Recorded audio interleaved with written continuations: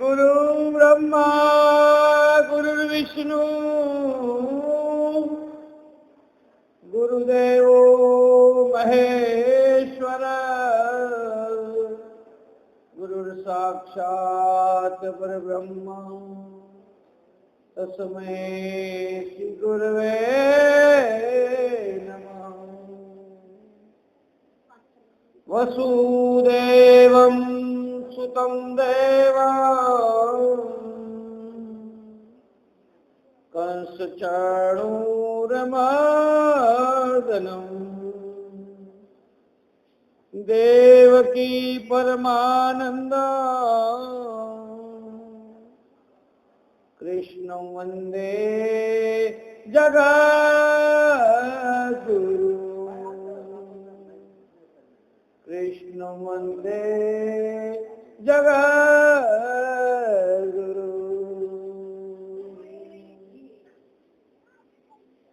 कुंद इंदु समदेह उमारमन करुणावयन जाहि दिन परनेह करहु कृपा मर्दनमयन मंगल भवनय मंगलहारी द्रवहु सुदशरथ अजिर बिहारी। कथाમાં પ્રવેશ કરીએ પહેલો ભગવાનનું કીર્તન કરશું, કારણ કે આજે રામ અને કૃષ્ણનો જન્મ કથામાં થવાનો છે. રામ ના આવે ત્યાં સુધી કૃષ્ણ પણ ના આવે. રામજી સરળ અને કૃષ્ણજી માથા. પણ રામનું જીવન નહીં સમજાય તો કૃષ્ણ નહીં સમજાય. પણ આજે રામ જન્મ પહેલા મારે કપિલ મુનિની વાત કરવાની છે. કર્દમ અને દેવહૂતિની કપિલ મહારાજનો જન્મ થયો છે. બોલીએ કપિલ મહારાજ. અને કપિલને જન્મ થયો છે. કર્દમ અને દેવહૂતિની જે વૈરાગ થયો છે, છોકરાઓ થાય મોટા પછી વૈરાગ થવો જોઈએ માણસને. છોકરા મોટા થયા પછી વૈરાગ જો ના થાય તો મુશ્કેલી આવે. ચાવીના જુડા જો સોંપીને દઈએ તો પડાવી લે, એલા હમતી આપી દેવા સારા. અને હું તો ઘણી વાર કથામાં એવું કહું છું કે ઘરડા થાવ ડોસો ડોસી એટલે એક કામ ખાસ કરવું જોઈએ. એક ઇંચકો ઘરમાં બનાવી દેવાનો. ડોસા ડોસી બેસવાનું એના ઉપર. અને વહુ ઘરમાંથી પસાર થાય એટલે વહુના પિયરિયાના વખાણ કરવાના. તો પાણી માગશો દૂધ આપશે, નહીતર સેવા નહીં કરે. બહુ સારી રીતે વર્તન કરવાની સેવા થશે. એક ઉંમર એવી છે કે એને વૈરાગ આવવો જોઈએ. આમ તો તમે જુઓ, રાજા દશરથ ઉંમરલાયક થયા, બાલ સફેદ થયા, પણ કૈકેયી જયારે રીસાણી વચન માંગવા માટે, ત્યારે દશરથે બહુ એને સમજાવી. હે મૃગનયની, હે હાથીની ચાલ વાળી, એ સુંદર મુખ વાળી, ઉંમર વાળા હતા, છોકરા પરણેલા હતા, તો પણ એને રૂપના વખાણ કરવા માંડ્યા. એટલે રાજા દશરથને તકલીફ આવી, કામ આવ્યો. કૈકેયીમાં ક્રોધ આવ્યો અને મંથરામાં લોભ આવ્યો. ત્રણેય ભેગા થયા ત્યારે રાવણ નાશ થયો. કર્દમ અને દેવહૂતિને કપિલ મહારાજનો જન્મ થાય છે. બંનેના દ્વારા કપિલજીનો જન્મ થાય છે. કપિલ મુનિ એવા હતા કે માતા દેવહૂતિને જ્ઞાન આપ્યું છે. આપણા શાસ્ત્રોમાં જોઈએ તો પુત્રએ માતા પિતાને પણ જ્ઞાન આપ્યું છે. સારા પુત્ર હોય તો જ્ઞાન આપે. એક બાપ ઘરડો થયો એટલે એના છોકરાએ એ બાપને કીધું, લ્યો આ 10 મીટરનો ભગવો તાકો લઈને જતા રહો જંગલમાં. અને બાપ સમજદાર હતો, 5 મીટર ફાડીને લીધો, 5 મીટર પાછો આપ્યો કે તે તો મને 10 મીટરનો તાકો આપ્યો, તારો છોકરો તને બિલકુલ નહીં આપે, હાચવી રાખજે. ખરી વાત કહું, બહુ કપરો ટાઈમ આવી રહ્યો છે. આવનારી પેઢી સેવા નહીં કરી શકે,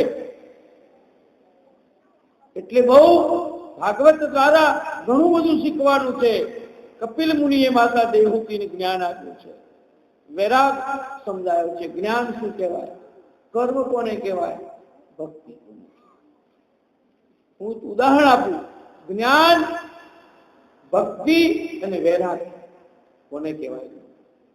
રામ છે ને જ્ઞાન કહેવાય, લક્ષ્મણ વૈરાગ કહેવાય અને સીતાજી ભક્તિ કહેવાય.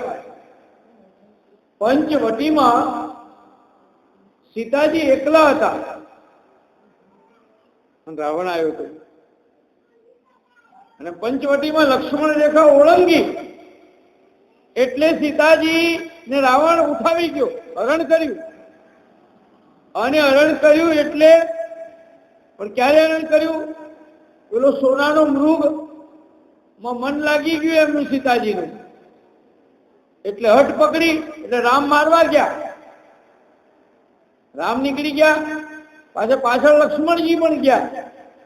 પંચવટીમાં એકલી સીતાજી ભક્તિ રહી. રામ જ્ઞાન બહાર નીકળી ગયું, લક્ષ્મણ વૈરાગ બહાર નીકળી ગયો.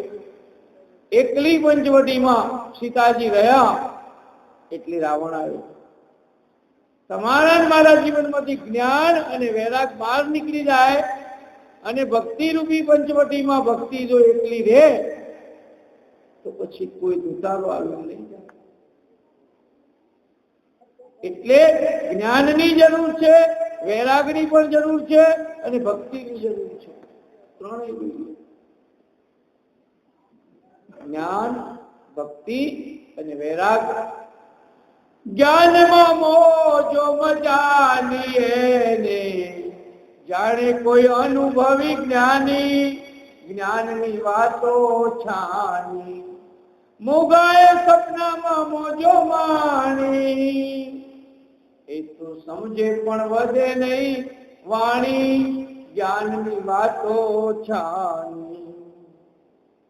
એટલે કપિલ મુનિએ માતા દેવહૂતિને કહ્યું કે માં, હરિ બધે જ છે, હરિ વ્યાપક સર્વત્ર સમાના, પ્રેમ તે પ્રગટ હોય મેં જાના. પ્રેમ હોય ભગવાન બધે જ છે, પણ જ્યાં પ્રેમ નથી ત્યાં નથી. જ્યાં પ્રેમ છે ત્યાં પરમાત્મા બધે વસેલો છે. જ્યાં પ્રેમ જ નથી ત્યાં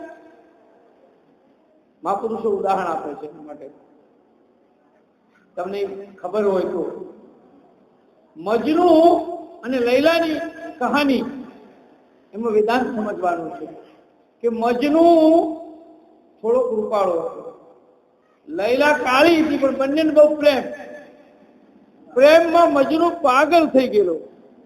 પણ આનું ઉદાહરણ સમજવા જેવું છે કે મજનુ લૈલા લૈલા લૈલા લૈલા, બીજું કઈ દેખાય જ નહીં.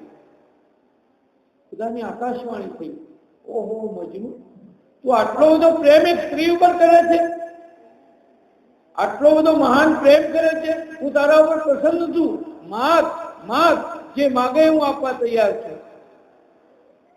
તો મજનુ કે છે, तुम आए हो खुदा बन के, लेकिन मुझे तो लैला की जरूरत है,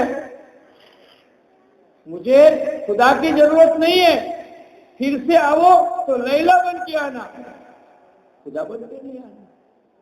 કેટલી ના પ્રેમમાં ખુમારી હતી સંસારમાં રહીને, પણ જો પ્રેમમાં ખુમારી હોય સંસારીઓની તો પરમાત્મા પણ ઝૂકી જાય. સાથ છોડવાની વાત જ નથી.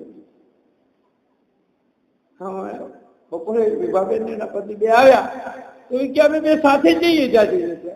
બહુ સરસ, બેસ્ટ વસ્તુ મને લાગી, સરસ કહેવાય. કોઈ બી કામમાં જાઓ કે ભાઈ અંબાજી ચાલતા જાઓ, આમ જાઓ, એ વાતો કરી, ગમી મને. છોડીને જશો ક્યાં? અને ખરેખર કહું, અમુક એવા એવા પંથો નીકળ્યા છે કે એ પંથો પતિ પત્નીને અલગ બનાવી દે. એ નહીં, સાથે રહી ભજન કરવાનું. સ્કૂલમાં મારું પ્રવચન, એક છોકરો કે ભારત મારો દેશ છે, બધા ભારતીયો મારા ભાઈ બહેન છે, તો મારે લગ્ન કોની સાથે કરવા? પણ મેં એને કીધું, બોલે તારી મમ્મી મંદિરમાં જાય તો ભગવાનને એમ કે હું ભગવાન તારી દીકરી છું, કે ના કે?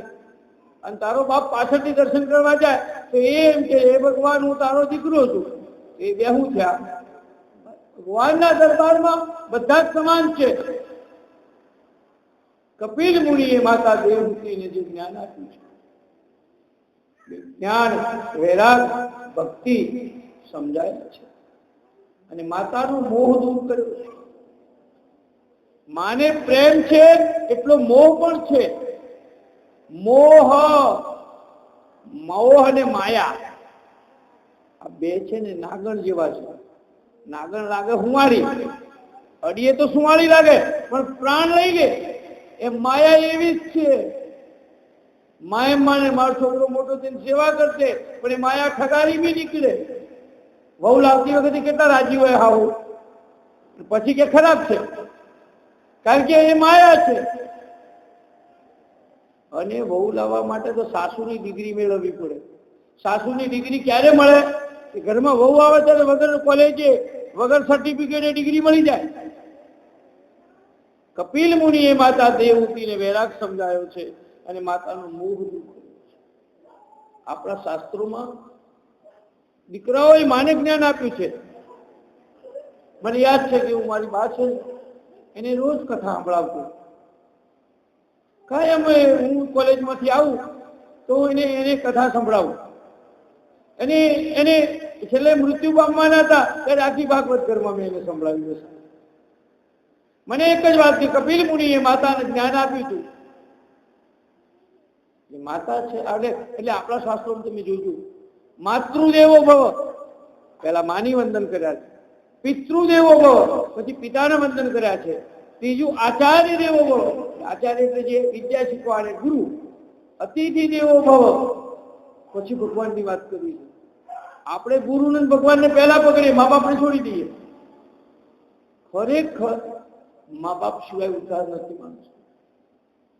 કોઈ છોકરો હતો, ભણેલો ગણેલો, કોલેજ થયેલો, 25 વર્ષનો જુવાન, અને એક સંત પાસે ગયો કે બાપજી મારે વૈરાગ લેવો છે, ભેખ લેવો છે, જલ્દી મને ભેખ આપી દો. પેલા સંતે કીધું તું તારી માને પ્રેમ કરે છે ખરો? કે એમાં પ્રેમ રહ્યો નથી, કે એમાંથી મને ઉડી ગયું છે. તારી બહેનને પ્રેમ રાખે છે બહેન ઉપર? કે બહેન ઉપર પ્રેમ નથી. તો તારી નવ પરણેલો તારી પત્ની ઉપર પ્રેમ છે કે નહીં? કે એમાંથી મોહ ઉતરી ગયો છે. તારા મિત્રો ઉપર પ્રેમ છે કે એમાંથી મોહ માયા ઉતરી ગઈ છે, મને ભેખ આપી દો. પેલા સંતે કીધું ભેખ આપવું કરો, પણ પહેલા બધાને પ્રેમ કરીને આવ, પછી આપો. તમે ડાયરેક્ટ ત્યાગ કરવા જાઓ તો ન ચાલે.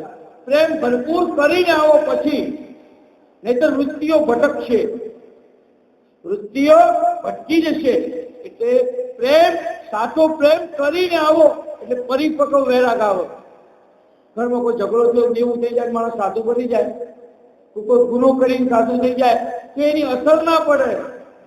પણ સમજણપૂર્વકનો જે કપિલ મુનિને જે વૈરાગ આવ્યો અને એ માતા દેવહૂતિને જે જ્ઞાન આપ્યું, એને વૈરાગ કહેવાય છે. એક તો શું છે કે શુદ્ધિ બહુ હોવી જોઈએ જીવનમાં. એક તો દેશની શુદ્ધિ જોઈએ. કોઈ પણ દેશમાં જઈએ તો એ દેશ શુદ્ધ હોવો જોઈએ. પછી કાળ શુદ્ધિ, કાળની પણ શુદ્ધિ જોઈએ. મંત્ર શુદ્ધિ જોઈએ, દેહની શુદ્ધિ જોઈએ, વિચારોની શુદ્ધિ જોઈએ, ઇન્દ્રિયોની શુદ્ધિ જોઈએ, અને દ્રવ્ય એટલે પૈસાની શુદ્ધિ. હાથ શુદ્ધિ બતાવી છે. અને હાથ શુદ્ધિ આવે તો સાતમો દાડો સમજાય આપણને પરીક્ષિતની જેમ. આ બાજુ કપિલ મુનિએ જગતને સાંખ્ય યોગનું જ્ઞાન આપ્યું છે. એ કથા પણ બહુ પ્રસિદ્ધ છે. આગળ પછી શિવ ચરિત્રની કથા છે. તમે જાણો છો કે દક્ષની પુત્રી પાર્વતી હતા અને દક્ષને પ્રજાપતિની પદવી મળી એટલે અભિમાન આવ્યું. આ દક્ષે યજ્ઞ રાખ્યો એક વખત, બધા દેવોને આમંત્રણ આપ્યું પણ શિવજીનું ના આપ્યું. કારણ કે એક દાડો શિવજી બધા દેવો ઉભા થયા, દક્ષ આવ્યો ત્યારે શિવજી ઉભા ના થયા, કારણ કે ધ્યાનમાં લાગી ગયેલા હતા, સમાધિમાં હતા, ઉભા ના થયા. દક્ષને કીધું હું આટલો બધો મહાન, બધા દેવો ઉભા થઈ ગયા અને મારો જમાઈ ઉભો ના થાય. જાઓ કે યજ્ઞમાં આમંત્રણ નથી આપતું અને યજ્ઞમાં આમંત્રણ આપ્યું નથી. આ બાજુ બધા દેવોના વિમાન નીકળ્યા દક્ષના યજ્ઞમાં જવા માટે. અને દેવોને ખબર કે શંકરને આમંત્રણ આપ્યું નથી એટલે દેવો કે તમે નહીં આવતા. આપણે તો કોકના અવસર બે ભાઈ બોલતા નથી ને ક્યાંથી પાછા આપણે કહી આવીએ તમે નહીં આવતા, પેલો કે નહીં આવતા. એટલે એને કહેવા ગયા પાર્વતીયા બધા વિમાન જોયો. ક્યાં જાય છે બધા વિમાન? તમારા પિયરમાં જાય છે. શિવજીને કે આપણે જવું જોઈએ પણ કે શિવજી કે આપણને આમંત્રણ નથી આપ્યું અને આપણે જવાય નહીં, તું સમજી જા, જવા મજા નથી. કે ના એ તો મારા બાપુજી ભૂલી ગયા છે, કઈ એવું હોય થોડું, પણ કે રવાજે નથી જવું.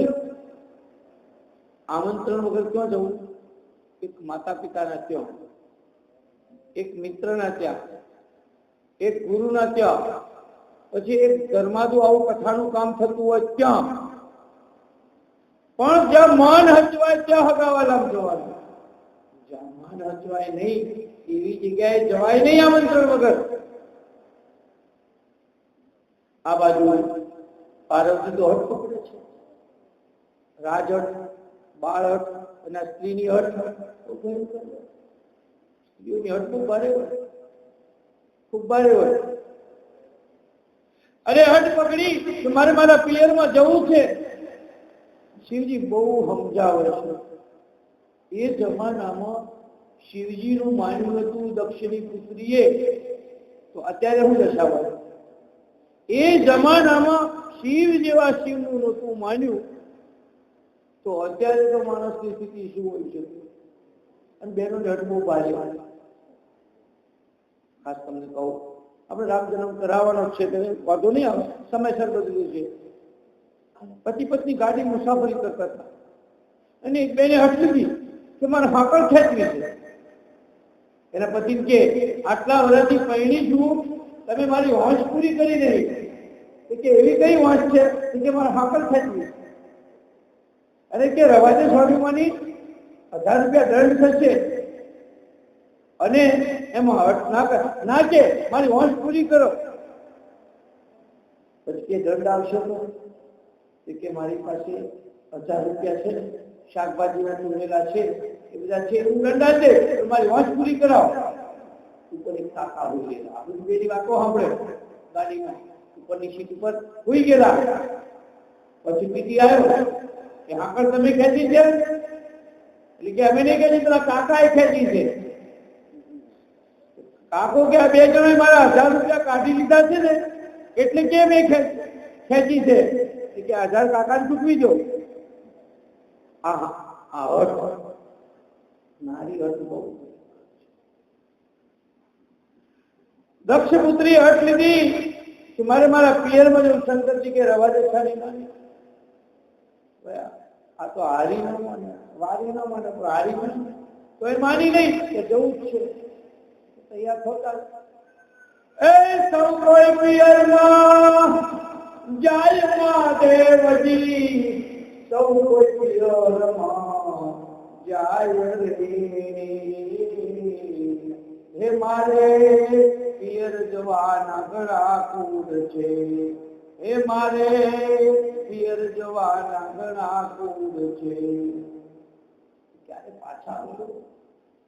હે કેટલા દિવસનો વધાર પાર્વતી, કેટલા દિવસનું વધાર રે, એ તમે કેટલા દિવસે પાછા આવશો, એ તમે કેટલા દિવસે પાછા આવશો. પાર્વતી કે છે ગણોયા પીપળીના પાનમાં દેવજી, ગણોયા પીપળીના પાન રે, એ અમે એટલા દિવસે પાછા આવશું, એ અમે એટલા દિવસે પાછા આવશું. શિવજીએ રથ તૈયાર કર્યો. હે રથ કર્યો કઈ યાદમાં દેવજીએ, રથ કર્યો કઈ યાદ રે, એવા પાર્વતી પિયરમાં નીકળ્યા, એવા પાર્વતી પિયરમાં નીકળ્યા. એ લીધો મોચીડાનો એ વેશમાં દેવજીએ, લીધો મોચીડાનો એ વેશ, એવી ખબેલી છે લાલ મોજડી, એવી ખબેલી છે લાલ મોજડી. હે સરકી સાહેબીઓની સાત પાર્વતી, સરકી સાહેબીઓની સાત રે, એવા પાણીડા ભરવાની નીકળ્યા, એવા પાણીડા ભરવાની નીકળ્યા. એ મોચીડા આ મોજડીઓના મૂળ કરો, થાય નહીં મોજડીઓના મૂળ પાર્વતી, થાય નહીં મોજડીઓના મૂળ રે.